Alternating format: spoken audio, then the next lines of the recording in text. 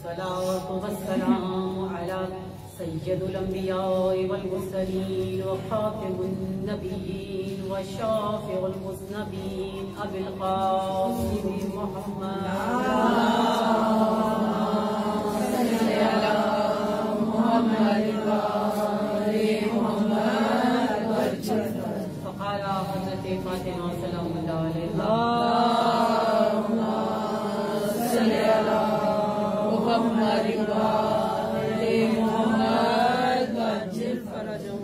बस परवरदिगारे आलम ने ईमान को शिर्क से पाक होने का वसीला बनाया और खुदा ने नमाज फर्ज की ताकि तकब्बुर से बच सको, ज़कात को नफ्स की पाकीज़गी और रिज़्क़ की ज़्यादती का वसीला करार दिया और रोज़ों को इखलास की मजबूती का जरिया बनाया, हज को दीन की मजबूती का वसीला बनाया और अदल इंसाफ को वाजिब करके दिलों को एक दूसरे से जोड़ा और हमारी अताअत को मिल्लत और इस्लाम का निज़ाम बनाया, हमारी इमामत को तफर्रुके से बचने के लिए अमान करार दिया और जहाद को इस्लाम की इज्जत बनाया। दरूद भेजिए मोहम्मद।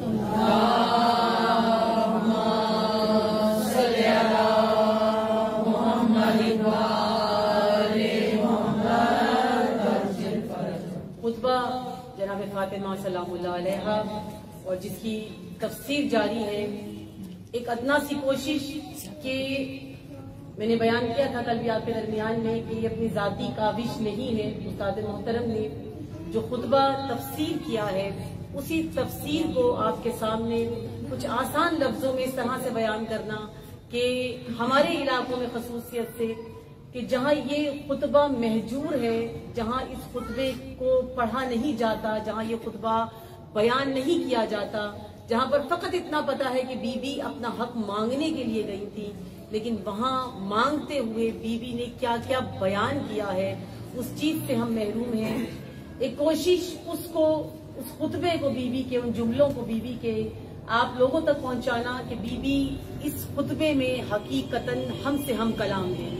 बीबी हमसे खिताब कर रही है, बीबी हमसे गुफ्तगू कर रही है, बीबी हमसे बात कर रही है और हमें बताना चाहती है कि दीन क्या है। बयान हुआ था कि इस खुतबे के मुख्तलिफ हिस्से हैं, जिनमें से ये हिस्सा जो आपके सामने बयान किया जा रहा है ये फलसफाए दीन क्या है, फलसफाए अहकाम दीन का है कि परवरदिगारे आलम ने इंसान पर जो चीजें वाजिब करार दी हैं, जो चीजें लाजिम करार दी हैं, वो क्यों दी हैं, इसकी हिकमत क्या है, इसका फलसफा क्या है, इसकी हकीकत क्या है। यानी अगर नमाज वाजिब करार दी है तो क्यों वाजिब करार दी है, अगर रोजा वाजिब करार दिया है तो क्यों रोजे को वाजिब करार दिया गया है, इसकी हिकमत क्या है, इसका फलसफा क्या है। बहुत से आमाल हम अपनी जिंदगी में अदा करते हैं, बजा लाते हैं, लेकिन वो इसी तरह बजा लाते हैं जैसे एक फर्ज समझ के, क्योंकि उसकी हकीकत से नावाकिफ होते हैं, उसकी हकीकत का इल्म नहीं होता।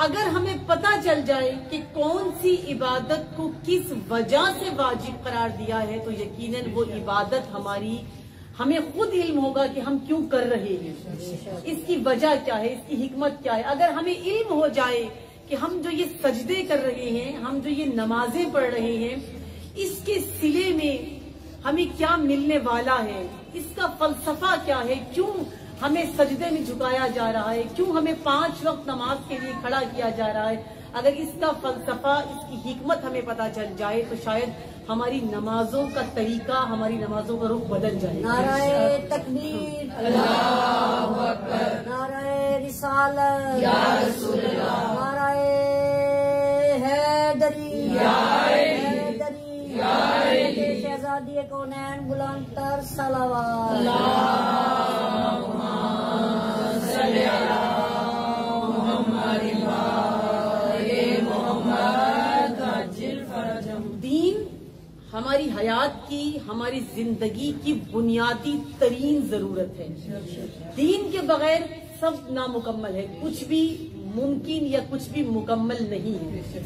लेकिन अगर हम अपनी जिंदगियां देखें तो बाज मकाम ऐसे आते हैं जहां पर हमें लगता है कि दीन अपनी जगह और बाकी जिंदगी अपनी जगह, दीन अपनी जगह, शादी ब्याह अपनी जगह, दीन अपनी जगह, मिलना जुलना अपनी जगह, दीन अपनी जगह, बाकी अमूर अपनी जगह। इवन मैं इसलिए आम मिसालें इसलिए देती हूँ कि वो हमारी आम जिंदगी में हम उनसे गुजर रहे होते हैं, इसलिए मिसालें जल्दी समझ में आ जाती हैं। वरना जो असातीद हैं वो शागिर्दों को उस्तादों वाली की मिसालें देते हैं, यानी कि आगे सामने शागिर्द होते हैं और जो मिसाल दे रहा होता है वो उस्ताद होता है, तो वो अपने लेवल की मिसाल देते हैं, वो हमें समझ में, आम शख्स की समझ में नहीं आती। तो हम क्योंकि खुद आम हैं और जब उस किसी चीज को समझना हो, किसी दीन की अहम चीज को समझना हो, तो हम अगर अपनी जिंदगी की आम मिसालों से समझे तो ज्यादा बेहतर रहता है। और आम मिसालें वो ली जाती हैं जिनसे हम गुजर रहे होते हैं। और ये इसलिए वाजे कर रही हूँ कि ये ना समझें कि किसी ने मुझे किसी के बारे में बताया है और वो सुनकर मैं उस किसी शख्स पर तनकीद कर रही हूँ कि फलां ने बताया था। किसी का स्टेटस देखकर, किसी की कोई बात सुनकर, किसी जगह गए तो दूसरे को देखा और उसने आकर मुझे बताया, ऐसा कुछ नहीं है। जिंदगी की आम मिसालों से जिस तरह दीन समझ में आ सकता है उससे ज्यादा आसानी नहीं होती। हम जब अपनी आम जिंदगी में ये शादी ब्याह की रस्में अंजाम दे रहे होते हैं, आप अपनी पूरी शादी देखें, और गालिबन मैंने पिछले साल ये मिसाल दी थी और यकीनन दी थी कि हमारे यहाँ जब मुसलमानों के यहाँ शादी हो रही होती है तो मुसलमान की शादी और बिल्कुल उसके साथ वाले घर में अगर किसी हिंदू गैर मुस्लिम के घर में शादी हो रही होती है उसकी शादी, तो कोई फर्क आपको नजर नहीं आएगा। वैसा ही लिबास होगा, वैसा ही ढोल ढमक्का होगा, वैसे ही गाने बजाने होंगे, वैसे ही सब कुछ, आपको कुछ मुख्तलिफ नजर नहीं आएगा। दोनों शादियां सेम होंगी, कुछ मुख्तलिफ नहीं है। क्या चीज है जिससे पता चला ये मुसलमान की है और वो गैर मुस्लिम की है? एक मौलाना साहब आएंगे अहले अमामा और वो आकर एक निकाह पढ़ाएंगे अरबी में, जिसका मतलब खुद दूल्हा को भी नहीं पता और दुल्हन को भी नहीं पता। वो निकाह पढ़ा के चले जाएंगे, बस वो इस्लामी है। यहाँ पर आकर याद आता है कि इस रिश्ते को जिसको नहुसत से शुरू किया है, ये गाना बजाना ये सब हराम है, तो जिस रिश्ते को इब्तदा हराम से हुई है, रिश्ता रखते ही सबसे पहले ढोल की रखी जाती है। रिश्ता किया है और ढोल की रख दी, यानी आपने इब्तदा एक हराम अमल से अंजाम दी है। अपनी तरफ से आप हदीसे किस्सा पढ़ आए थे, जब रिश्ता आपने हाँ हुआ था, अपनी तरफ से आप हदीसे किस्सा पढ़ आए थे, लेकिन उसके बाद जब उस रिश्ते के पनपने का वक्त शुरू हुआ, आपने हराम से शुरू किया। और फिर याद आया कि दीन की एक अहम जरूरत निकाह भी तो है। यहाँ दीन याद आया, यानी दीन हमारे लिए क्या है? दीन हमारी, मैं किसी पर तनकीद नहीं कर रही हूँ, लेकिन एक हकीकी मिसाल बयान कर रही हूँ कि दीन क्या है। हम कितने सेकुलर हो गए। वो लोग जो खुद को दीनदार कहते हैं, हम जो खुद को दीनदार कहते हैं, उसमें हम सब शामिल हैं। हम जो खुद को दीनदार, मजहबी, इस्लामी, हुसैनी, फातमी, जैनबी समझते हैं और एक लिबादा इन अय्याम में या मुहर्रम के अय्याम में हम एक सियाह ओढ़ लेते हैं और अय्याम गम में हम खुद को शिया कहकर, खुद को आजादार हुसैन इब्ने अली कहकर जब हम उसमें शामिल होते हैं, हमें अपने फंक्शंस के वक्त याद नहीं रहता कि हम हुसैनी हैं। क्यों? क्योंकि फिर याद आता है कि हुसैन तो मजलिसों की हद तक थे, हुसैन अज़ा खानों की हद तक थे, हुसैन इमाम बारगाहों की हद तक थे, हुसैन दुआएं मांगने की हद तक थे, हुसैन हरम की हद तक थे, हुसैन काफिला इश्क में जाने के लिए वो जो दुआएं करते हैं हम कि हम करबला पहुंच जाएं, हम उस हद तक हुसैन थे। लेकिन जब यहाँ की बात आती है, जब आम जिंदगी की बात आती है, हम सेकुलर हो जाते हैं। सेकुलर कौन होता है? इसकी सबसे खूबसूरत मिसाल उस्ताद देते हैं कि जिस तरह अभी सर्दी के दिन है, आप सबने लिहाफ निकाले हुए हैं, कंबल निकाले हुए हैं, आप वो सब ओढ़ के सोते हैं। अभी जैसे ही मौसम बदलेगा, गर्मी आएगी, ये स्टोर में चले जाएंगे, ये लिहाफ स्टोर में पेटियों में चले जाएंगे और उसके बदले में आप ज़ाहिर बगैर लिहाफ के या ज्यादा से ज्यादा खेस ले लिए जाएंगे। ये लिहाफ यानी वो चीज जिसकी जरूरत हो मौसम में, जिसकी जरूरत हो किसी वक्त में, जरूरत है इस चीज के लिहाफों की जरूरत है, लेकिन एक मौसम आता है जिसमें उसकी जरूरत है माजरत के साथ, और फिर जब मौसम खत्म हो जाता है तो उस चीज की जरूरत तो रहती है क्योंकि अगले मौसम में काम आएगा। जब दोबारा सर्दी आएगी दोबारा ये लिहाफ काम आएंगे, दोबारा ये कंबल काम आएंगे, तो उसको स्टोर में रख दिया जाता है, अगले दोबारा आने वाली सर्दी के लिए उसको स्टोर में रखा जाता है। यही हाल हमने दीन का किया है। दीन एक स्टोर में महफूज रखा हुआ है, जहां जरूरत पड़ेगी वहां उसको स्टोर से निकाल लिया जाएगा और जब जरूरत खत्म हो जाएगी तो उसके बाद उसे दोबारा स्टोर में रख दिया जाएगा। यही दीन है हमारा। जबकि दीन जिंदगी की इतनी बुनियादी जरूरत था कि जनाबे सैयदा, मैंने कल बयान किया कि गमों के पहाड़ टूटे हुए हैं और हक मांगने के लिए गई हैं और जाहिरन एहतजाजी खुतबा है।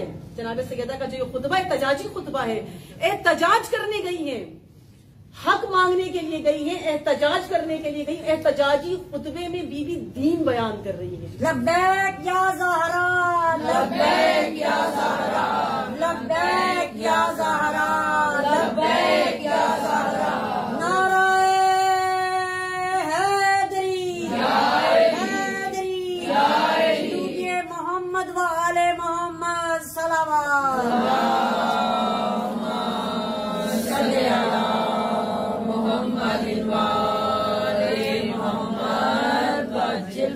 बारहा माजरत के साथ कहूंगी, लेकिन ये एक हमारी हम सब की जिंदगियों की ये दीन स्टोर से निकलता है जरूरत के तहत और उसके बाद दोबारा वापस स्टोर्स में चला जाता है। मैंने कितने ऐसे लोग देखे, कॉल्स आती है हमारे पास कि जब लड़की नहीं रहना चाहती अपने शौहर के साथ, फिर उसे याद आता है कि दीन में क्या अहकामात है, या जब शौहर नहीं रखना चाहता, लड़की चाहती है कि मैं अपने शौहर के पास अपने घर में रहूं, लेकिन शौहर रखना नहीं चाहता या शौहर अहकामात पूरे नहीं करता जो जौजा के हैं, उस वक्त दीन याद आता है। उस वक्त कहते हैं इसको दीन बताओ। वो जो पूरी जिंदगी तुम गुजार रहे थे, जब जिंदगी की इब्तदा कर रहे थे, तब दीन याद नहीं आता। जब वो जिंदगी गुजार रहे होते हैं दीन याद नहीं आता। जब औलाद अपनी नस्ल बढ़ा रहे होते हैं तब दीन याद नहीं आता। जब मुश्किल पड़ती है फिर दीन याद आता है। जब परेशानी होती है, जब घर उजड़ने का वक्त आता है, तब दीन याद आ जाता है। क्यों उजड़ने के वक्त दीन याद आता है? क्योंकि बसते हुए दीन की जरूरत पेश नहीं आई थी। जिस वक्त दीन का होना था उस वक्त दीन का इस्तेमाल नहीं किया गया, उस वक्त दीन जिंदगी से निकाल दिया गया। हमारे यहाँ कुरान का क्या इस्तेमाल है?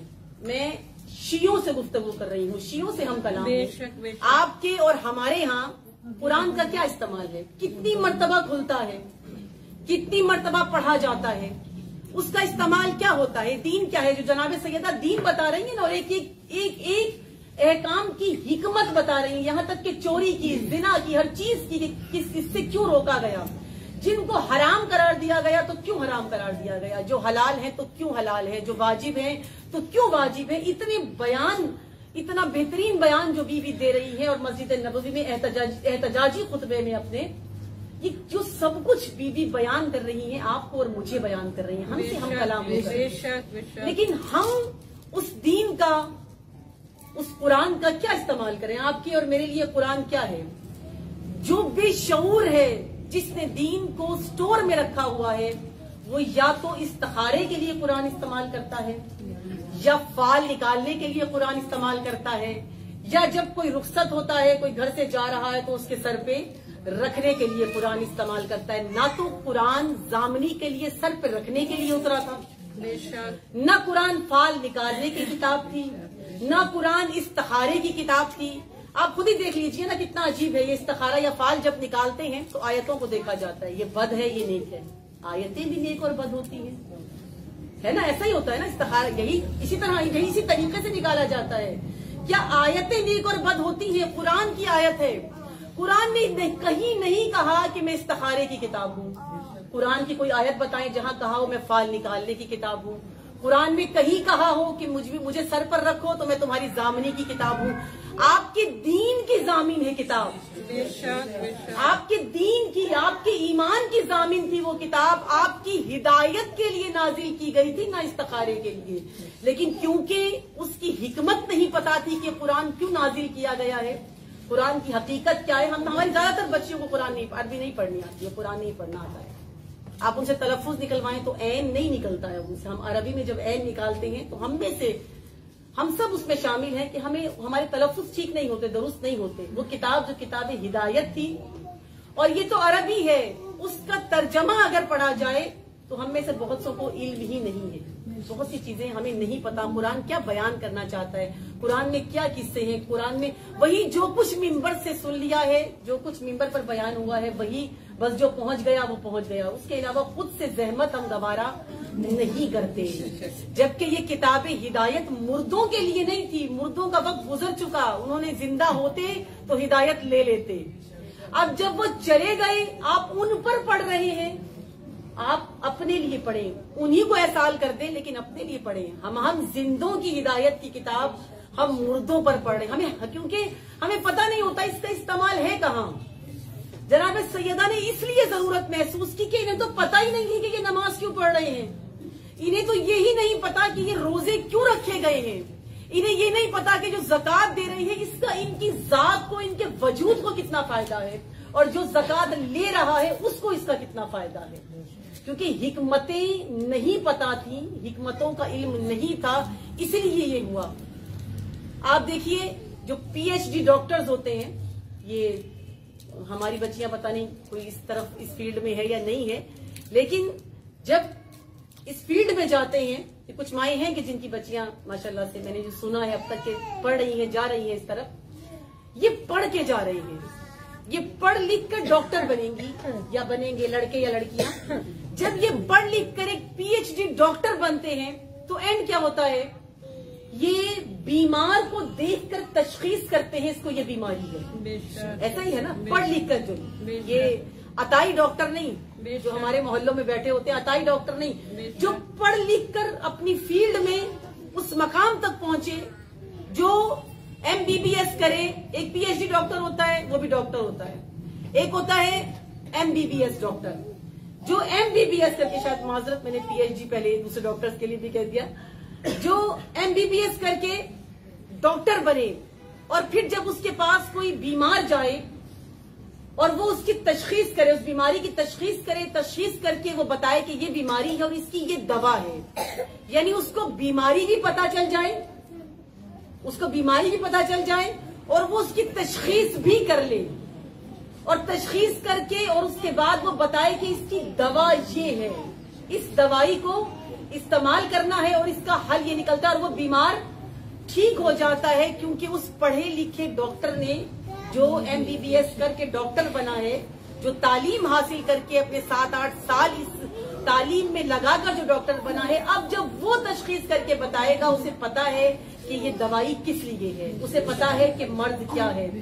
जब मुझे ये ही नहीं पता कि ये दीन के अहकाम जिन पर मैं अमल कर रही हूँ ये है किस लिए, इनकी हिकमत क्या है, इनका फलसफा क्या है, इनको बयान क्यों किया गया है, इनको वाजिब क्यों करार दिया गया है, सारी की सारी नमाजें वाजिब क्यों नहीं है, कुछ मुस्तहिब, कुछ नवाफिल, कुछ वाजिब क्यों है, पूरे साल के रोजे वाजिब क्यों नहीं है, क्यों फकत रमजान के रोजों को वाजिब और बाकी रोजों को मुस्तहिब करार दिया गया है, क्यों मखसूस अय्याम है कि जिनकी इबादतों को बहुत अफजल करार दिया गया है, क्यों ये सब कुछ है। जब तक मुझे इन चीजों की हिकमतें नहीं पता होंगी, मैं तशखीस नहीं कर सकती, मैं बता नहीं सकती, या मैं अदा नहीं कर सकती उस तरह से उन अहकामात को जिस तरह उनको अदा करने का हक है। हम अगर दीन अल्लाहु अकबर, या रसूल अल्लाह,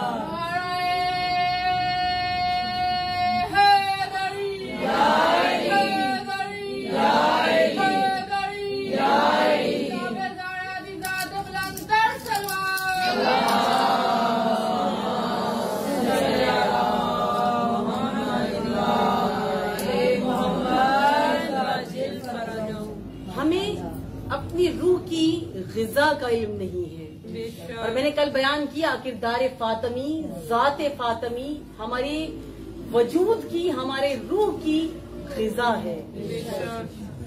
बातिल निजाम की, तागूती निजाम की, सैकड़ों लोगों की रूह की ग़िज़ा जरूर होगी मौसीकी, लेकिन किसी दीनदार के लिए रूह की ग़िज़ा किरदार फातमी है। जनाब फातिमा ज़हरा किरदार अलवी, किरदार ज़ैनबी, ये वो किरदार है जो रूह की ग़िज़ा है। बाज़ औक़ात होता है, बल्कि मौलाए कायनात हज़रत अली इब्न अबी तालिब अलैहिस्सलाम की हदीस है,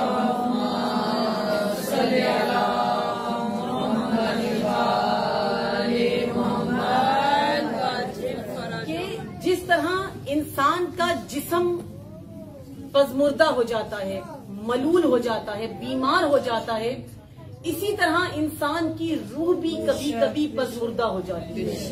इंसान की रूह भी मलूल हो जाती है, इंसान की रूह भी बीमार हो जाती है। इंसान की रूह को बीमारी से बचाने के लिए या उस बीमार रूह को दोबारा जिंदा करने के लिए या बीमार रूह को दोबारा शिफायाब करने के लिए, उसको दोबारा हयात देने के लिए कुछ चीजों की जरूरत होती है। मौला अली फरमाते हैं वो हिकमत की बातें होती हैं। हिकमत की गुफ्तगू रूह को जिंदा कर देती है, मुर्दा रूहों को हिकमत की गुफ्तगू जिंदा कर देती है। और मैंने ये खुद अंदाजा लगाया इस बात का कि आप पूरा साल जो अपना गुजारते हैं, आपकी रूह मर चुकी होती है। ये जो 8 महीने 10 महीने आप जब अपनी जिंदगी के आम गुजारते हैं ना, 10 महीने, ये एक अंदाजा है मेरा, गलत भी हो सकता है लेकिन मेरा अपना जाती अंदाजा है कि ये तकरीबन 10 महीने मुर्दा रूहों की तरह हम रहते हैं। बीमार रूहें होती हैं हमारी, लेकिन जैसे ही मुहर्रम शुरू होता है, एक जात ऐसी है जो रूहों को जिंदगी अता करती है। एक जात ऐसी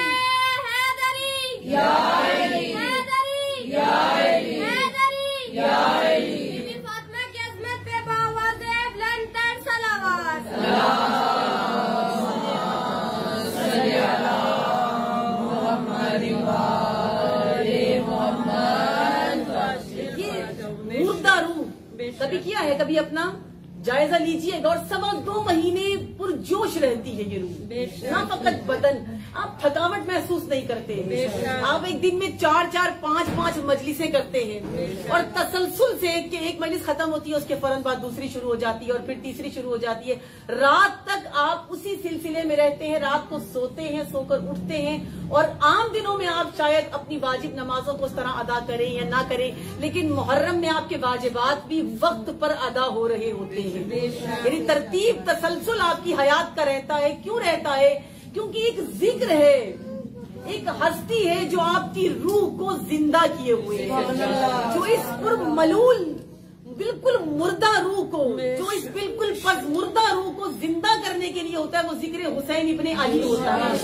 वो जिक्र आपको, यानी जो मौलाए कायनात फरमा रहे हिकमत की बातें, ये जो जिक्र हुसैन इब्ने अली होता है, ये आपकी मुर्दा रूह को यकदम जिंदा कर देता है। और पूरे साल इस पड़ी हुई मुर्दा रूह को 2.25 महीने जो हुसैन जिंदा करने के लिए, जो फर्जंद ज़हरा जिंदा करने के लिए आता है, ये फर्जंद ज़हरा चाहता है कि ये ता क़यामत जिंदा रहे।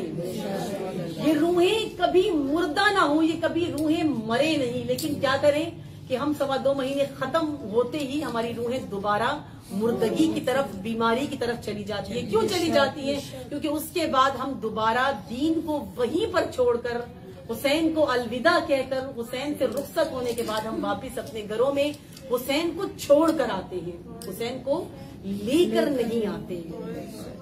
हमारे साथ नहीं है अहले बैत, हमारे साथ, क्योंकि हमने महसूस नहीं किया। अगर होते तो हम मुर्दा ना होते, अगर होते तो हम इनकलाबी होते, अगर होते तो हम फातिमी होते, अगर वो हमारे साथ कदम ब कदम होते तो हमारी जिंदगियां बदल जाती। जनाब सैयदा अपने इस खुतबे में जिंदगी बदलने के लिए आई है। बीबी दीन के पहले तालिब इल्म जो वहां पर मौजूद थे मस्जिद में, उनके दरमियान में खुतबा दे रही है, जिनको दीन पता है, जिनको दीन का इल्म है। हकीकत में तो बीबी आपसे और मुझसे खिताब कर रही थी, आपकी और मेरी रूह को जनाब फातिमा जिंदा करना चाह रही थी। क्या कह रही है बीबी? कि अदल को रखा है परवरदिगार आलम ने, और उसकी हिकमत बताई कि अदल को क्यों रखा है खुदा ने, इमामत को क्यों रखा है खुदा ने। इमामत की वजह से, निजाम इमामत की वजह से तफर्रुक़े से बचा जा सकता है। वही इमामत कि जिसकी वजह से आप और मैं बड़े हुए हैं। ये शिया जिस इमाम का नाम लेकर तकसीम हो रहा है, जनाब सैयदा के जुमले हैं कि इमामत को, निजाम इमामत को रखा ही इसीलिए गया था ताकि तुम तफर्रुक़े से बच सको। लेकिन हम किस मकाम पर पहुंचे? हमने क्योंकि उन जुमलों को सुना भी अगर, तो उस पर अमल नहीं किया, उसको अपनी जिंदगी में, अपनी हयात का हिस्सा नहीं बनाया। अगर हम हिस्सा बना लेते तो शायद हमारी रूह कहीं से कहीं होती। ये रूह मुत्तसिल हो सकती है जनाब फातिमा से। आप बदन से कह सकते हैं कि मैं कहाँ और जनाब फातिमा कहाँ, लेकिन जब रूह बतकवा हो जाए, जब रूह मुत्तकी हो जाए, जब रूह बुलंद हो जाए, जब रूह का मकाम बुलंद हो जाए तो क्या होता है, उस वक्त कहा जा सकता है कि हाँ मेरी रूह जनाब फातिमा से मुत्तसिल हो जाए। होती है अरवाहें मुत्तसिल होती है, जिस तरह रूह को ग़िज़ा की जरूरत होती है और आप और मैं, हम जो इस वक्त जिंदगी में, इस बदन को भी ग़िज़ा की जरूरत है। कल मैंने ये बहुत तफसील से आपके सामने बयान किया था कि जिस तरह हमारे इस बदन को ग़िज़ा की जरूरत है और ग़िज़ा खाकर ये सेहतमंद हो जाता है, लेकिन अगर यही बदन जिसको फल की जरूरत है, जिसको सब्जियों की जरूरत है, यही बदन जिसको खुदा की नेमतों की जरूरत है, आप उसको छोड़ दें और उसकी जगह जंक फूड खाना शुरू कर देंगे, जो आजकल की नस्ल की खास पसंदीदा चीजें हैं, अगर आप वही खाना शुरू कर दें, आपकी ग़िज़ा का हिस्सा वो नेमते इलाही ना हो, वो फल, वो सब्जियां, वो सब कुछ आप छोड़ दें और फकत जंक फूड पे आप आ जाए, यही पिज्जा, यही बर्गर, यही शवारमे और जिंगर, अगर आपकी जिंदगी का ये हिस्सा बन जाए, आपकी सेहत का क्या होगा? सेहत खराब हो जाएगी, आप सब अस्पताल में मुंतकिल हो जाएंगे। ये हकीकत है। यानी अभी शायद आप हंस रहे हैं इस बात पर, लेकिन ये आपके इस जाहिरी वजूद के लिए नुकसानदेह है। आप अल्लाह की और नेमतों को छोड़कर जो आपके वजूद की बका के लिए बनाई गई है, यानी आपके इस जिस्म को फलों की भी जरूरत है, आपके इस जिस्म को सब्जियों की भी जरूरत है, आपके जिस्म को गोश्त की भी जरूरत है, ये सब छोड़कर और आप फकत वही चीजें खाना शुरू हो जाएं, आप बीमार हो जाएंगे, आपके मैदे खराब हो जाएंगे, आपकी सेहतें खराब हो जाएंगी। बिल्कुल इसी तरह रूह का हाल है। जब रूह को, ये सब जंक फूड है, ये जो रूह को आप देते हैं ना, ये मौसीकी जो आप देते हैं, ये बेहिजाबी जो आप देते हैं, ये जो बेनमाजी आप देते हैं, ये जो बेरोजादारी आप करते हैं, ये जो दीन से दूर आहिस्ता आहिस्ता इस बातिल निजाम को देखकर आप मुसलसल दीन से दूर हो रहे हैं, ये आपकी रूह को बीमार कर रही है, ये आपके वजूद को बीमार कर रही है। और आहिस्ता आहिस्ता क्या होगा, इतना मुर्दा हो जाएगी, इतना मुर्दा हो जाएगी कि कोई इसकी चीखें भी नहीं सुन सकती। होता है बाज़ औक़ात हमारा नफ्स, ये जो आपने देखे होंगे ना, बड़े से बड़े गुनाहगार देखे हैं, बाज़ गुनाहगार शराबी कबाबी होते हैं, खुद को मोमिन भी कहते हैं, नोहे भी पढ़ते हैं, नशा भी करते हैं, मातम भी करते हैं, वह बहुत से लोग ऐसे हैं, ये सब कुछ करते हैं। ये सब कुछ जो कर रहे होते हैं, यानी गुनाह एक हराम अमल है, ये गुनाह भी कर रहे हैं, साथ साथ अपने आप को मोमिन भी कहते हैं, गुनाह भी कर रहे हैं, अपने आप को मुसलमान भी कह रहे हैं। ये क्या हुआ क्या इनके साथ? ये तो मोमिन थे, ये तो मुसलमान थे, इनके साथ वाकया क्या पेश आया? इनकी रूह मर गई। और जब रूह मरी, जब नफ्स मरा, जिस ग़िज़ा की इन्हें जरूरत थी वो ग़िज़ा इन्हें नहीं मिली, वो इन तक नहीं मुंतकिल हुई, वो इन तक नहीं पहुंची, इनकी रूह चीखी, इनका नफ्स चीखता है, नफ्स चिल्लाता है, रूह चीखी, रूह चिल्लाई, लेकिन जब गुनाह दर गुनाह इंसान करता जाए, एक वक्त आता है आपकी रूह चीखती है, जब आप गुनाह करते हैं आपकी रूह चीखती है, लेकिन फिर आप जब उस चीख को दबाकर दोबारा गुनाह करते हैं, आहिस्ता आहिस्ता उस पर कफन डल जाता है, मट्टी डलना उस पर शुरू हो जाती है, और एक वक्त क्या आता है, रूह मर जाती है, मुर्दा। उसकी चीखें आपने जमीन के नीचे, उस मट्टी के नीचे दबा दी है, अब वो चीखेगी नहीं, और अगर चीखेगी तो आवाज नहीं आएगी, क्योंकि गुनाहों की आवाज इतनी बुलंद हो चुकी है कि अब आपको उस रूह के चीखने की आवाज सुनाई नहीं देगी। हम वो ग़िज़ाएं दे रहे हैं इस बातिल निजाम के जरिए से, इस गैर आदिलाना निजाम के जरिए से वो ग़िज़ाएं दे रहे हैं अपनी रूह को, कि जिसकी वजह से हमारी रूहें, हमारी नस्लों की रूहें मुर्दा हो रही हैं और हो रही हैं। ये जब आप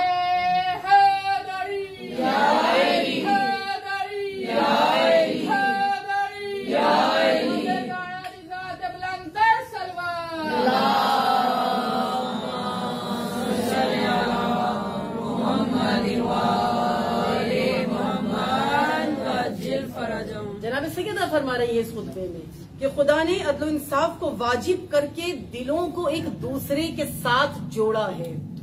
यानी अदल कितना ज्यादा जरूरी है इंसान की जिंदगी के लिए, ये जनाब सैयदा बता रही है ये जिसको हम बड़ा हल्का लेते हैं, हम इतना उसको अहमियत नहीं देते, हम उसको इतनी फौकियत नहीं देते। अदल हमारी जिंदगी में कोई अहमियत नहीं रखता।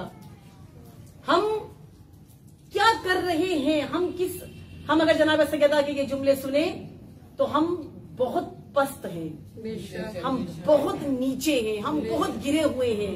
हम यहां से वहां तक पहुंच, यानी कि मकसद हयात तक पहुंचने के लिए हमें बहुत जद्दोजहद करनी पड़ेगी। जिंदगी बड़ी मुख्तसिर है, बहुत मुख्तसिर जिंदगी है, लेकिन वहां तक पहुंचना बहुत मुश्किल है। अदल का निजाम क्या है? अदल का निजाम निजाम इमामत है।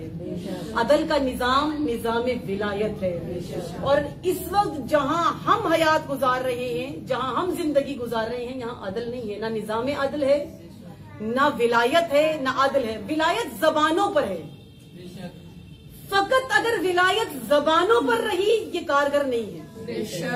अगर हुसैन जबानों पर और सीनों पर हाथ मारते हुए रहा ये कारगर नहीं है, जब तक अमली न हो जाए।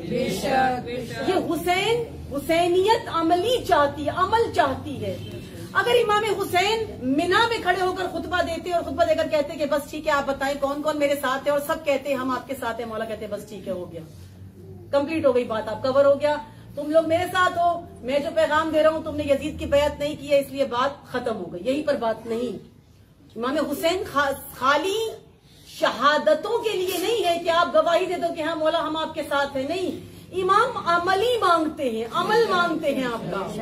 जनाब फातिमा हमारा अमल तलब करती है। आप हजार कहीं मैं फातिमी हूँ, आप हजार कहीं मैं कनीज़े फातिमा हूँ, हम तो बीबी की कनीज़े हैं, हम तो बीबी की कनीज़े हैं। आप कहते नहीं, आपकी जबान कह रही है, क्या आपकी रूह ये कह रही है कि आप कनीज हैं? क्या आपका अमल कह रहा है कि आप कनीज हैं? कनीज का अमल तो फिजा जैसा होता है। अगर कनीज हो, फिजा आम इंसान ही है ना जनाब, फिजा आम औरत थी, आम इंसान थी, हमारी तरह की इंसान थी, लेकिन फिजा का अमल ऐसा था कि फिजा ने मुत्तसिल कर दिया रूह फातिमा से। रूह फिजा का अमल अली अली अली अली, चमन चमन कली कली, अली अली अली अली, नगर नगर गली गली, अली अली अली अली, नगर नगर गली गली, अली अली अली अली, चिड़ियों की चहक में, अली अली, चिड़ियों की चहक में, अली अली, फूलों की महक में, अली अली, फूलों की महक में, अली अली, सुलेमान नाराए हैदरी, हैदरी, हैदरी, हैदरी, हैदरी, बावाज़े बुलंदतर सलावत। अल्लाह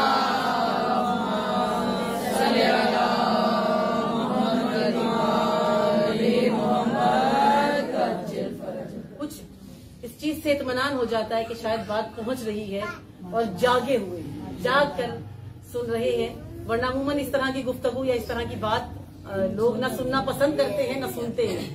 इन मजालिस का कयाम भी इसीलिए हुआ था अलग से कि ना आपके दिल में कोई हसरत रहे बाकी अयाम की तरह, और ना हमारी कोई हसरत बाकी रहे कि हम वो पैगाम, वो मैसेज जिस तरह से बीबी सैयदा का था वो नहीं पहुंचा सके। ये हसरत बाकी न रहे कि हम जो समझते हैं ना कि हक हमने अदा कर दिया, हम अहले बैत का हक कभी अदा नहीं कर सकते, हम कभी नहीं। हम ये समझते हैं हमने गिरिया करके हक अदा कर दिया, या हम ये समझते हैं कि हमने उनका कोई कलाम पढ़ दिया, उनकी कोई बात कर दी, उनकी कोई हदीस पढ़ दी और उसका हक अदा कर दिया। हम ये हक अदा कभी इस तरह अदा नहीं कर सकते। वो जो अमली हक तलब करते हैं और जो उनको चाहिए हम वो करते हैं जो जिससे हमें तस्कीन होती है। आप जब मसाइब पर गिरिया करते हैं ना तो क्या कहते हैं, जब बहुत ज्यादा रो कर आए आप कहते हैं दिल को सुकून मिल गया। बेशक ऐसा ही है ना। बेशक जब बहुत गिरिया किया, अभी ताबूत की मजालिस हुई थी, सब जगह ताबूत उठे, आप यकीनन गिरिया किया होगा, रोए होंगे। जहां आप सबसे ज्यादा रोए, जहां सबसे ज्यादा गिरिया किया, आपने यकीनन आके कहा होगा आज सुकून मिल गया, बेशक आज दिल हल्का हो गया। जबकि ऐसा नहीं होना चाहिए। दिल तो हल्का नहीं होना चाहिए था, दिल तो और पुरमलूल होता, दिल तो उससे ज्यादा गमजदा होकर आता। क्यों मैं इतना इत्मीनान से मुतमईन होकर उस ताबूत से मैं मुतमईन होकर आ गई कि मैं रो ली, मेरा गिरिया तमाम हुआ, मेरे मसाइब तमाम हुए, मैं रो ली, मैंने हक को अदा कर दिया। मुझे तो आकर रोना चाहिए था कि हक अदा ही नहीं हो सका। ये तो ताबूत था, ये तो एक शबी थी कि जिस पर मैं रो रही थी, उसकी तो मुझे कब्र भी नहीं पता, उसकी तो अभी कब्र भी गुमनाम है, उसकी तो कब्र का निशान भी किसी को नहीं मालूम। अभी तो मेरा तो गम ताजा होना चाहिए था, ये गम इतनी जल्दी कम नहीं होना चाहिए था, लेकिन हम समझते हैं हमने हक अदा कर दिया। हक अपने अमल से, अमल हक जो है वो आपके अमल से अदा होगा। और बीबी इस खुतबे में जो आदल का बता रही है और जो जहाद का बता रही है, अगर इस पर तवज्जो करें तो मैं नहीं समझती कि हम में से कोई भी करार से चैन से अपने घरों में बैठ जाए। कि अदल इतना जरूरी है, हुकूमत अदल इतनी जरूरी है, हुकूमत इमामत और विलायत इतनी जरूरी है, ये जहाद और उसका अज्र और उसका फलसफा इतना ज्यादा जरूरी है कि जहाद को इसलिए जरूरी रखा कि बाइज्जत हो जाती है मिल्लत, उम्मत बाइज्जत हो जाती है, बाशरफ हो जाती है, इसलिए रखा गया है। बहुत से ऐसे, अगर इसी खुतबे की तफसीर को अगर बयान किया जाए तो बहुत से शोहदा ऐसे हैं कि जो वाकईन इज्जत का बाइस बने हैं। यानी बीबी के इन जुमलों की तकमील अगर देखनी हो तो ये बहुत तकमील, बेहतरीन तकमील ये है। आप और मैं, हम ये समझते हैं कि जब कोई शहीद होता है, जब कोई इस दुनिया से जाता है, जब किसी की शहादत होती है, उसे गोली लगे या किसी भी तरीके से जब कोई शहीद होता है, तो जाहिरन जो आप देख रहे होते हैं वो उसके बदन से खून रसता है और रस कर उस खाक में वो खून जज्ब हो जाता है। ऐसा ही होता है ना, जब गोली लगती है शहीद को, किसी मर्द मुजाहिद को जब जख्मी होता है, वो गोली लगती है उसको, उसके बदन से खून बहता है और वो ताजा लहू, वो ताजा खून जमीन में जज्ब हो जाता है। और कई आपने ऐसे शहीद टीवी पर या अब यूट्यूब पर या कहीं भी आपने देखे होंगे ऐसी शहादतें कि जिनको, या कासिम सुलेमानी का जिस तरह मैं कल तस्करा कर रही थी, इस तरह के कितने शहीद ऐसे हैं जिनके आपने देखा होगा कि उन्हें किस तरह शहीद किया गया और उसके बाद उनका जितना बदन से लहू निकला है वो सारा का सारा लहू जमीन में जज्ब हो गया, लहू जमीन में जज्ब हो गया और जो बदन था वो खाक का था। जाहिर ये लग रहा है कि बदन खाकी है, उसे खाक में दफन कर दिया गया, वो खाक हो गया।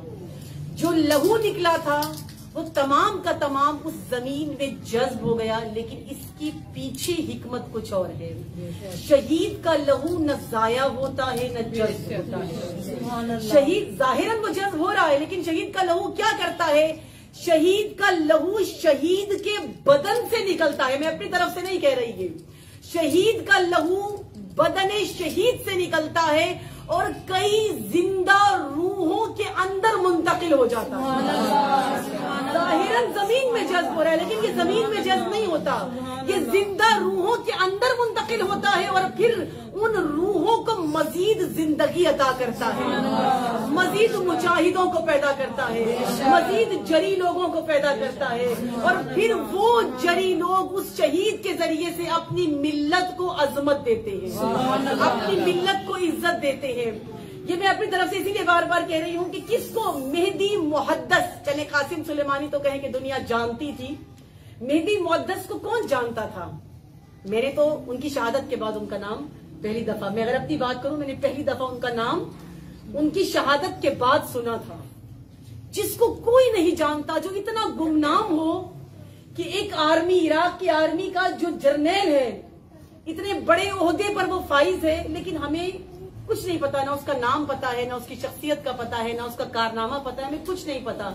लेकिन शहादत वो रुतबा है, शहादत वो मकाम है। जाहिरन लगता है कि ये दुनिया से चला गया, लेकिन कुरान कह रहा है कि शहीद मरता नहीं है, शहीद तो जिंदा है। जिसको कोई जानता नहीं था, जो गुमनाम था, शहादत उसको नाम अता करती है, शहादत उसको मकाम अता करती है। यानी जहाद वो रुतबा है। बीबी फरमा रही है कि मिल्लतों को जो अजमत अता करता है, जो इज्जत अता करता है, फकत अपने मुल्क में नहीं, जहां जहां मुसलमान है वहां वहां उसको अजमत और इज्जत उस शहादत के जरिए से मिलती है। और एक शहीद कासिम सुलेमानी का अगर मैं तस्करा करूं कि जब तक शहीद जिंदा है तब तक उससे लोग इतने खौफजदा शायद नहीं होते। ये तो आपके सामने का वाकया होगा। कासिम सुलेमानी की जिंदगी में खौफजदा था दुश्मन, लेकिन इतना खौफजदा नहीं था जितना शहादत के बाद खौफजदा हुआ। और ये भी मैं बात यही कहूंगी कि अपनी तरफ से नहीं कह रही, अक्सर लोगों ने, और शायद आपके साथ ये हुआ हो तजर्बा, जिन्होंने फेसबुक पर या किसी और अकाउंट पर जहां जहां कासिम सुलेमानी की तस्वीर लगी हुई थी, बाकायदा उन अकाउंट्स को ब्लॉक कराया गया। वो तो शहीद हो गए। तस्वीर तो कुछ नहीं कह रही किसी को। आपकी मेरी तस्वीर लगी हो, कोई कुछ नहीं कहेगा। बच्चियां लगाती हैं आजकल अपनी तस्वीर बाल खोल के, मेकअप करके। कोई ब्लॉक नहीं कराएगा, कोई पाबंदी नहीं लगाएगा, कुछ नहीं करेगा। लेकिन जहां कासिम सुलेमानी नजर आ जाए, जहां रहबर मुअज्जम नजर आ जाए, जहां इमाम खुमैनी नजर आ जाए, जहां ये इनकलाबी शख्सियात नजर आ जाए, फौरन ब्लॉक करा देंगे। क्यों ब्लॉक कराएंगे? क्योंकि ये शख्सियात ऐसी है, यानी किरदार ऐसा हो आपका। कासिम सुलेमानी शहादत के बाद ज्यादा खतरनाक हो गया है दुश्मन के लिए। क्यों? क्योंकि जब तक जिंदा था एक जिस्म था, जब तक जिंदा था एक शख्सियत थी, जब तक जिंदा था एक मुदाफे था, जब तक जिंदा था एक लश्कर तैयार कर रहा था, जब तक जिंदा था एक लश्कर को तरबियत दे रहा था। शहादत के बाद पाकिस्तान में, यमन में, सऊदी अरब में, ईरान में, इराक में, हर जगह ये लहू हर रूह में ऐसा दाखिल हुआ है, ऐसा फैला है कि हजारों लश्कर एक शहीद ने तैयार किया। दुश्मनों पर लानत,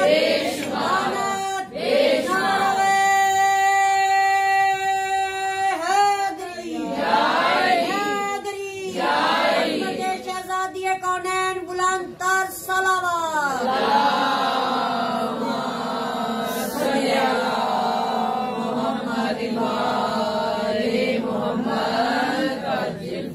ये हर रूह में शहादत के बाद हर रूह में उतर जाता है। हमारी नस्लों की रूहों में शायद पहले इस तरह दीन की तरफ इतनी तवज्जो नहीं थी, लेकिन मैंने खुद देखा कासिम सुलेमानी की शहादत के बाद इन जवान बच्चियों के अंदर उस रूह के, उस खून के कतरे मुंतकिल होते हुए देखे गए हैं।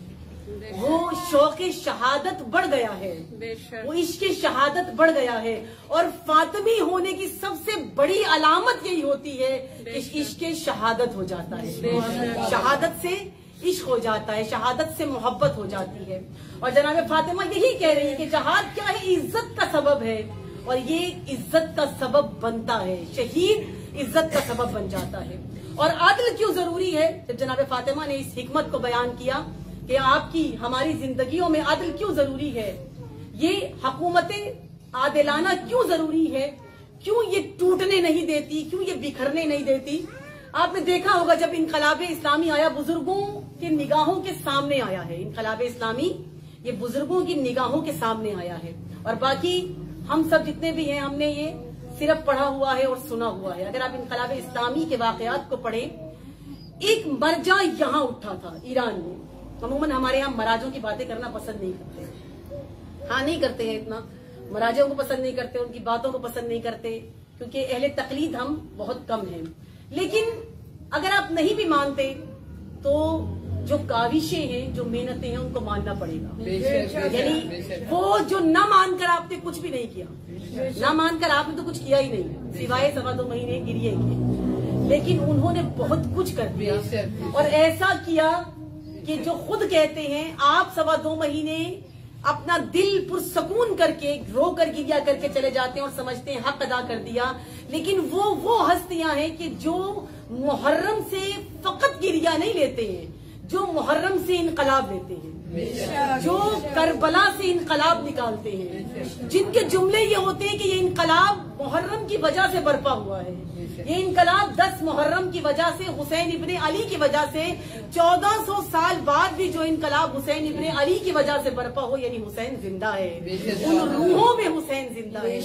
वो मराजे, वो मुजतहिद, एक मराजा, एक मुजतहिद उठा और जिसने हुकूमत अदल के कयाम के लिए, ये जिसकी डिमांड भी कर रही है अपने खुतबे में जनाब सैयदा, जिसका बता रही है कि अदल क्या है, इसकी हिकमत क्या है, इसका फलसफा क्या है, इसकी हकीकत क्या है, कि वो मराजा जब अपने लोगों को जमा करता है और कहता है कि हुकूमत अदल, हुकूमत विलायत के लिए जद्दोजहद करनी है, और जब उनका साथ देने के लिए लोग खड़े होते हैं तो 10,000 या ज्यादा से ज्यादा कर लें 20,000 लोगों की शहादत होती है और इनकलाब इस्लामी आ जाता है।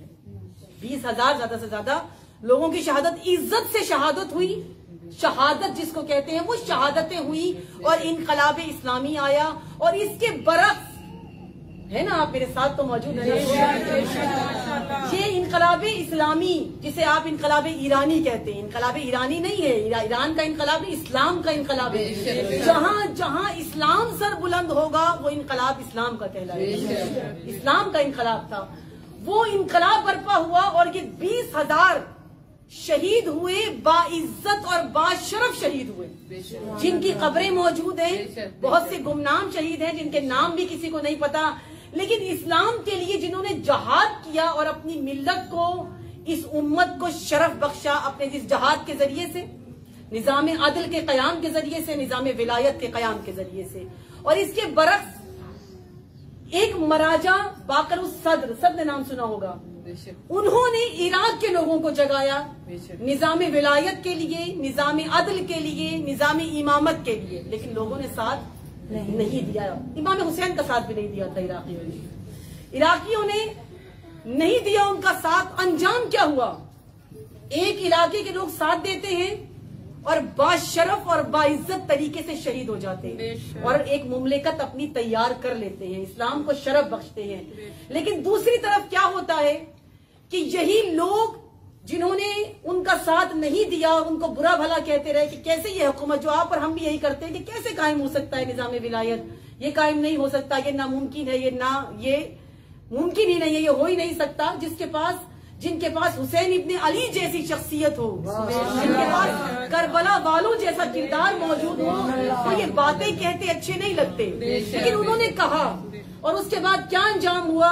सद्दाम जैसा जाबिर जो उनके सर पर मुसल्लत हुआ, और ये भी बीबी के खुतबे में मौजूद था कि कैसे हुक्मरान आएंगे, वो जाबिर उन पर मुसल्लत हुआ। और उसके बाद वो जिन्होंने निजाम विलायत के लिए शहीद होना था, शहीद नहीं हुए, कत्ल हुए। तकरीबन 2 लाख से ज्यादा लोग कत्ल किए गए इराक में, शहीद नहीं कहेंगे उनको, ठीक है, मजलूमियत की मौत जरूर मारे गए हैं। और अगर उनको कहा भी जाए, फर्ज किया कि वो शिया थे और उनको शहीद कहा भी जाए, तो भी वो शहादत नहीं होगी जो जहाद के लिए होगी। वो शहीद नहीं थे, जो उनको कत्ल किया गया, उन्हें मारा गया। और सब जानते हैं कि वहां का जो एक जिंदान था, जहां पर इराक की बच्चियों को और खवातीन को ले जाया गया और उनको बरहना जिस तरह से किया गया, नाउजुबिल्लाह, और जो कुछ वहां पर सलूक हुआ, ये सब जानते हैं। यानी जब आप शरफ कबूल नहीं करते, जब आप अदल कबूल नहीं करते, जब आप विलायत और इमामत को कबूल नहीं करते, तो फिर आप जिल्लत की मौत मारे जाते हैं, तब आप रुसवाई की मौत मारे जाते हो। एक तरफ 20,000 ने शहीद होकर अपनी मिल्लत को, अपनी कौम को और इस्लाम को शरफ बख्शा है, और बिल्कुल हमसाया मुल्क में 2 लाख से ज्यादा मारे गए, कत्ल हो गए, उनको बरहना किया गया, उनकी जेबों में बम डाल के उनको ब्लास्ट किया गया। अपनी निगाहों के सामने सद्दाम ने ये सब काम कराए, लेकिन निजामी इमामत और विलायत के लिए आज तक वो तबका खड़ा नहीं हुआ।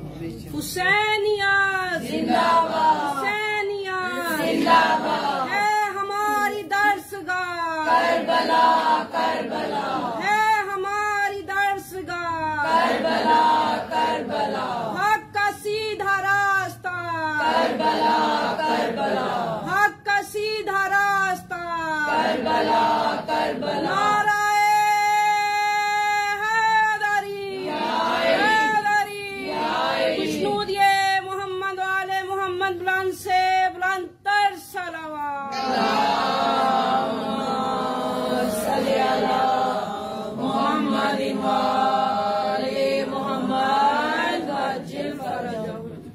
इमामत, अदल, विलायत, ये बीबी के खुतबे में मौजूद है। बीबी बता रही है कि ये जरूरी कितना है, और जो जरूरी है तो इसकी हिकमत क्या है, इसका फलसफा क्या है। वो कौमें जो इज्जत ले सकती थी, इज्जत नहीं ली। आज ये आप शायद सोच रहे हो कि हमारे दरमियान में ये बात करना फजूल है, ये निजाम इमामत की या निजाम विलायत की नहीं। हम एक एक करके भी खड़े हों तो ये एक एक करके 72 बन सकते हैं। जब 72 हजारों में इनकलाब ला सकते हैं, लाखों में इनकलाब ला सकते हैं। और ये इनकलाब हमारे जहनों में तो ये है ना कि 72 जो इनकलाब लाए हैं, 72 की जो शहादतें हुई हैं, उस एक मखसूस टाइम है, बस उस वक्त हुई है, उस वक्त के दौर को बदला है नहीं। आज तक जितने इनकलाब हैं आज तक जहां जहां शहीद को इज्जत मिली है उस करबला की वजह से।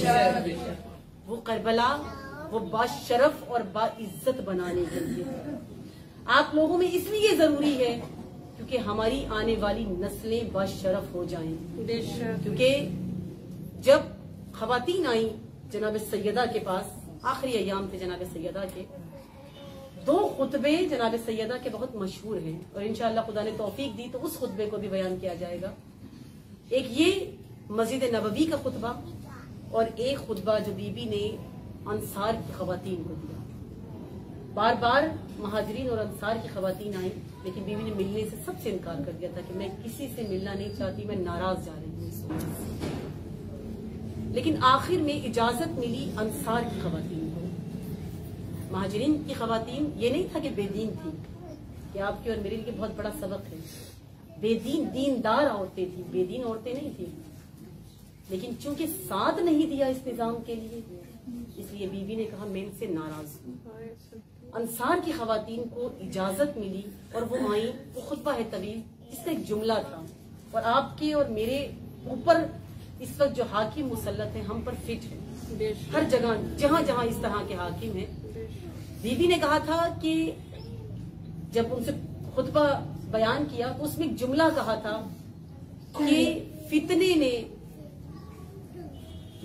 का नुत्फा माँ के शिकम में जा चुका। बीबी सैयदा के जुमले हैं।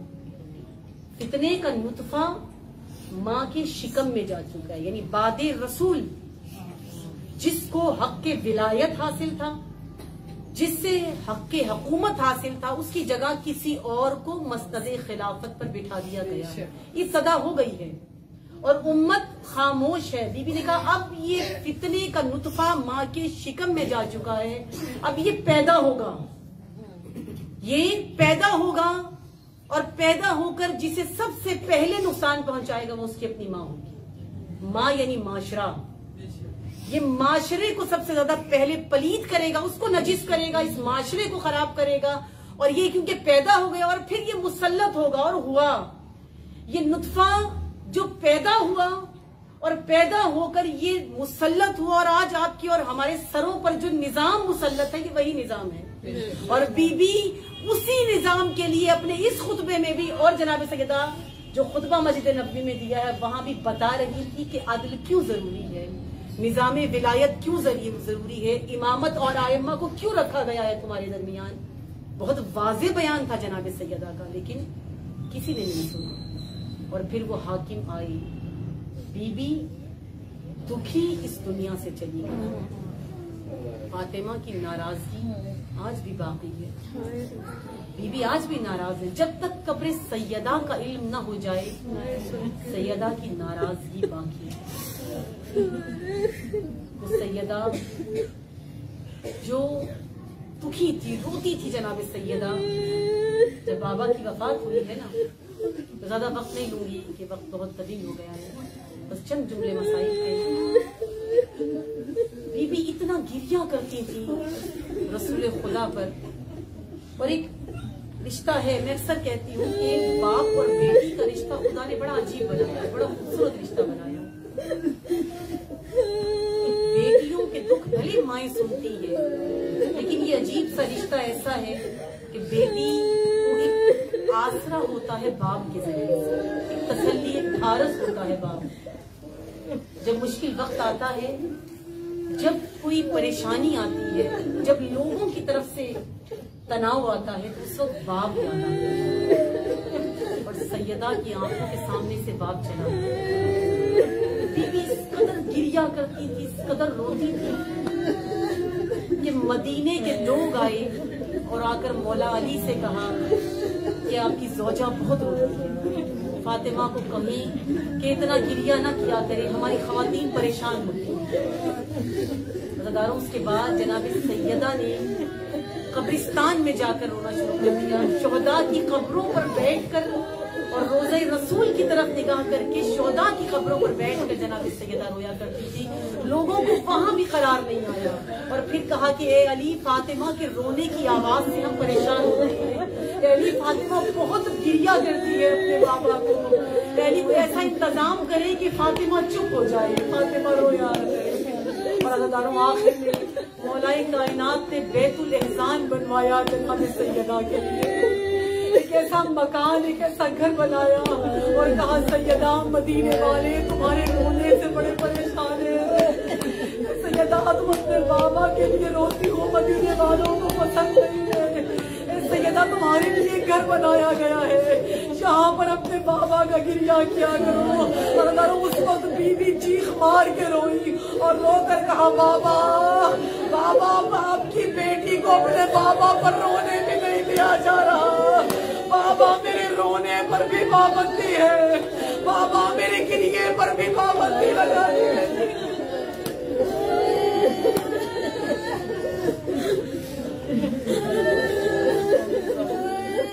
परवरदिगार आलम